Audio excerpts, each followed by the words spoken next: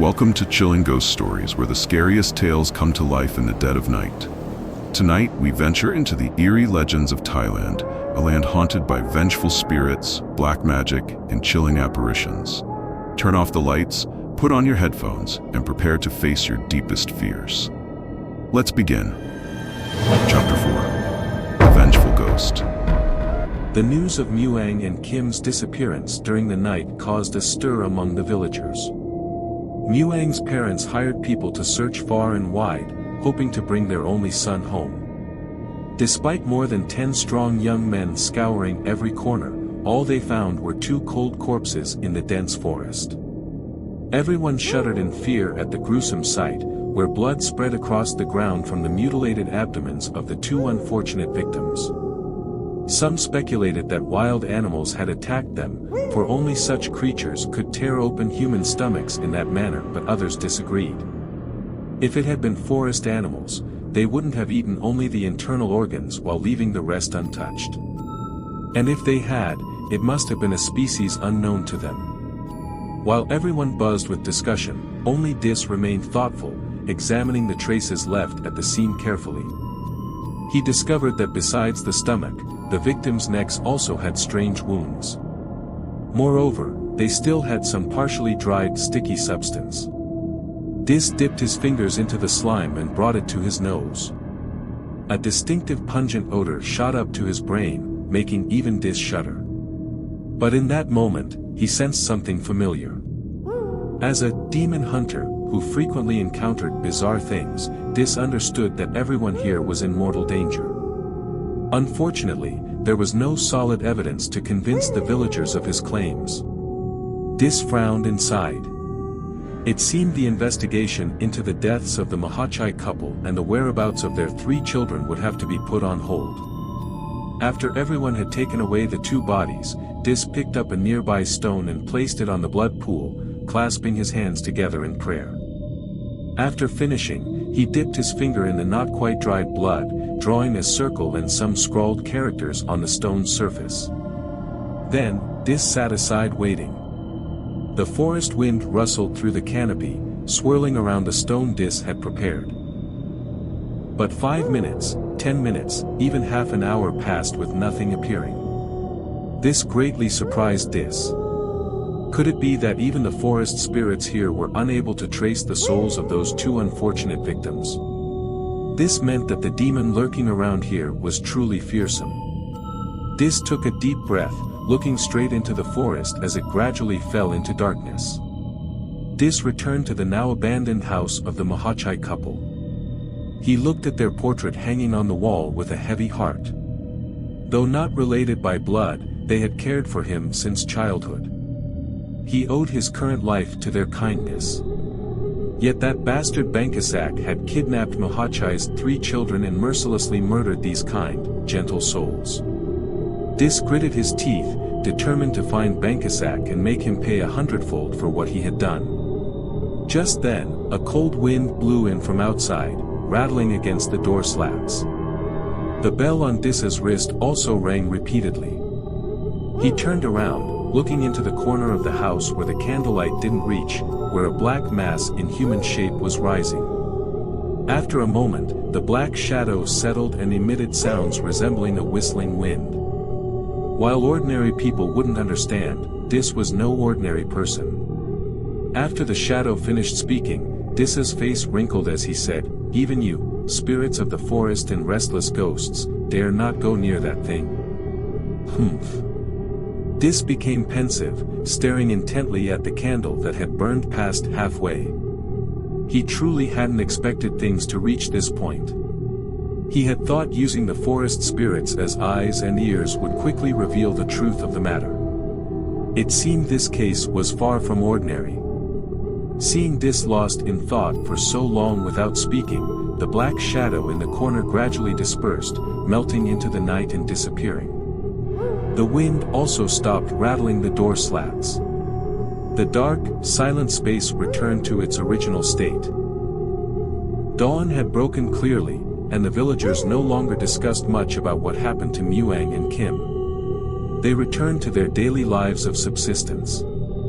In the market, the Mahachi's old stall now had a stranger sitting there. It was a woman from elsewhere, whom they had seen at the market a few times. Though she appeared somewhat haggard and poor, with tattered clothes, this couldn't dim the deep beauty in that woman's face.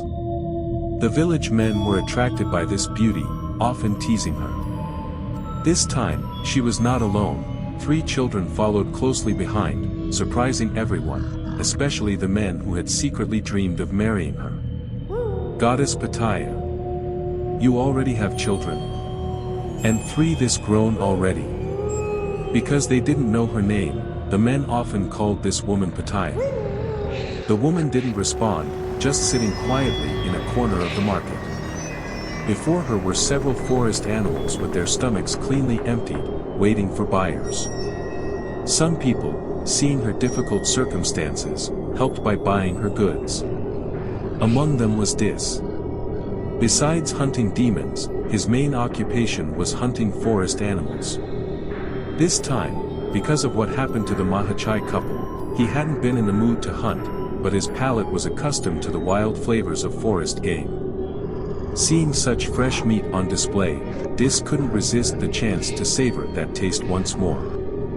While happily receiving a fat wild boar, Dis's eyes froze when he looked at one of the 3 children playing behind the woman vendor. For an instant, he saw something familiar.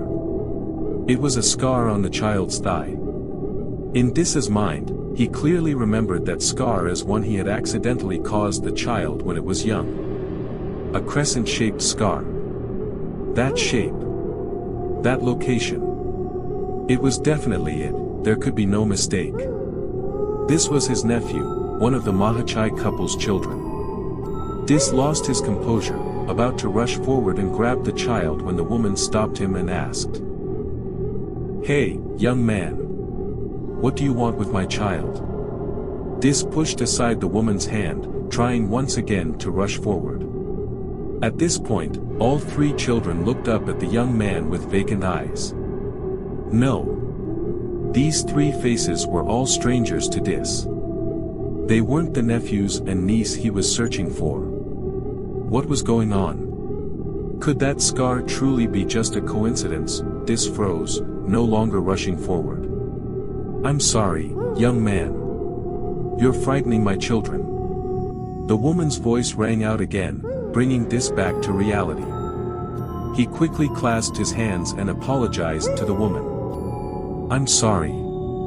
I'm truly sorry. I mistook them for someone else." With that, Dis turned and left. The woman watched Dis for a moment, then continued selling until she ran out of meat. She used the money to buy some clothes and scarves to wrap around her children's necks.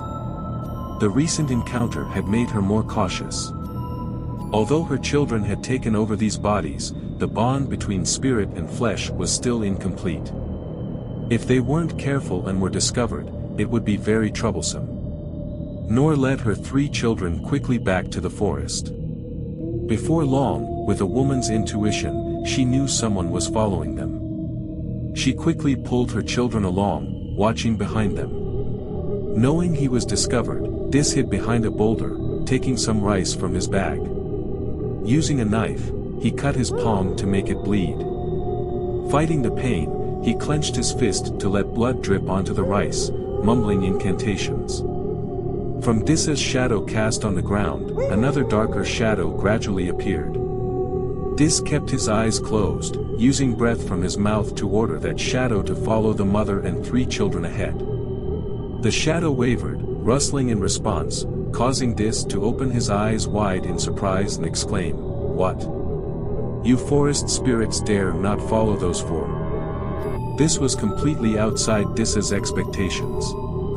The shadow continued making whispering sounds that only Dis could hear. He frowned, his face briefly showing fear. After a while, the black shadow gradually dissolved. Only then did Dis mutter to himself, "That woman, could she be the thing that caused Muang and Kim's deaths?" Dis startled, remembering the image of the forest animals that woman was selling. Although the meat was very fresh, they all shared one thing in common: their intestines had been completely removed. Normally, when someone hunts game to sell, they wouldn't do this. And coincidentally, both Muang and Kim's corpses were missing their internal organs, no different from those animals. There was no doubt anymore, this must be connected to those 4 strange mother and children. Dis felt a chill. He had considered himself a demon hunter, yet faced with such a thing, and completely failed to recognize them. Dis shook his head, fortunate that he had discovered it early, otherwise who knows what the consequences might have been. Dis sighed, turning back toward the village. He needed to uncover more about the demon he was dealing with, lest he meet his end without ever knowing why. That would be a truly dreadful fate.